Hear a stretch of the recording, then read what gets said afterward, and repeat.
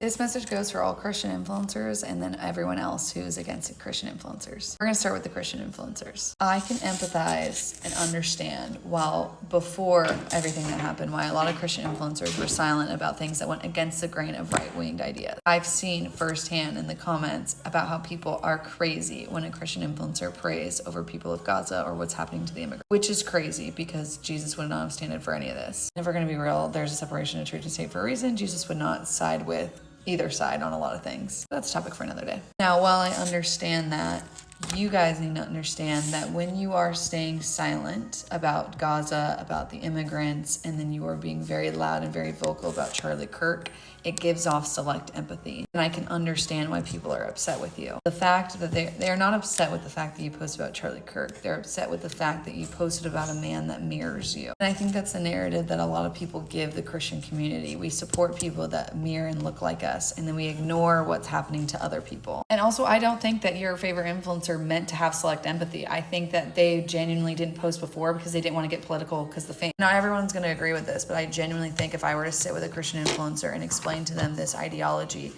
they would be like, oh my gosh, they would be horrified that they just gave off that impression. Like, if I'm putting myself in their shoes, I bet you they're coming at it from a God-fearing man died and I wanted to post about him, while they view other takes as a political stance and they don't want to turn their Christian platform into being political. And I hope this opens their eyes of you can touch on world issues and pray over them without it being political and without crossing over that. But then also the fans need to give them grace for that. And I also think that we, in general, forget to give people grace and inner perspective when things happen. We just automatically assume they should be educated. We automatically assume that they should get it. And sometimes you got to explain things to people for them to get it. I'm going to go back to the people that are hating on Christian influencers. You guys do not give Christian influencers a safe space to be open and vocal about world issues. We don't give any influencer a safe space. Now, while I do genuinely think that if you have a platform, you need to post about things that you morally believe in, but I also do understand that it is like the Wild Wild West and y'all are brutal out there. And two things can be right at the same time. Your favorite Christian influencer can be better and more representation of praying over the entire world as a whole,